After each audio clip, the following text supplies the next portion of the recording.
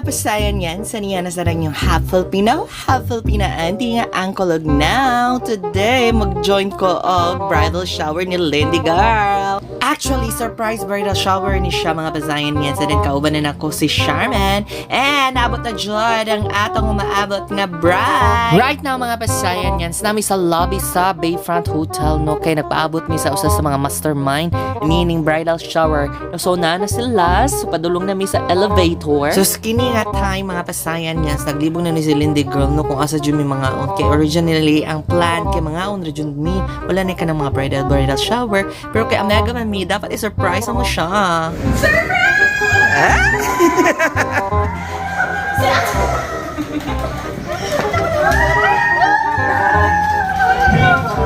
O nanadri ang ubang kasabot ni ining surprise bridal shower. O diba, Laisyo kayo ang cake. I love it. Kolo cake.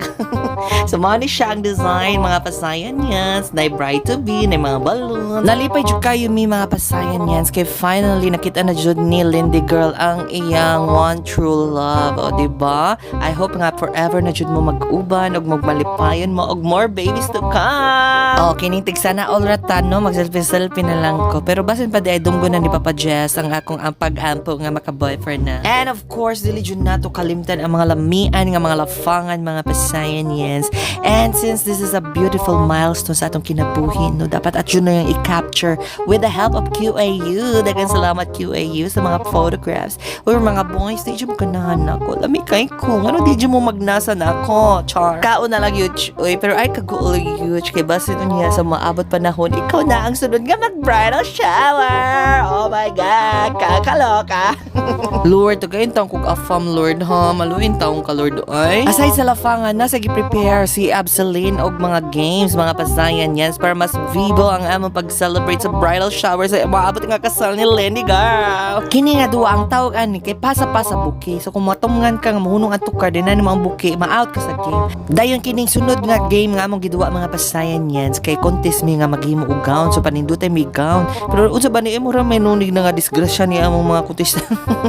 Mura naman nunig ipang bandidyan ang mga contestants mga pasayan yan. So ay sa mga iyaan na to dag mga uyuan no nga sasama na ako nagpaabot gihapon silang one true love. So dita magpa-pressure mga pasayan yan nga makauyab na kay basin unya biski kinsa na natong uyabon. So don't settle for anything less. Dapat we should have the best. So sa katong mga nangutana kung anong single gihapon ko no, so mao na siya ang tubag sa inyong mga pangutana. Ayoko magjowa ng kahit sino-sino man lamang dyan, no? Online games na sarang magduwa mga pasayan yan. And this time, tuhog-tuhog kindi na sarang mong giduwa. Abot, ay nga nung magdisudyo kong tuhog aning kindi mga pasayan yan. Maski usa, wala dyan na tuhog. Bottom, good, char. Dapat mag-practice na dyan ko nga versatile or top dyan, char.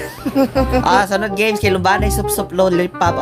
Of course, di dyan ta magpalupig mga pasayan yan. Kaya dapat ako ang makadog aning nga games.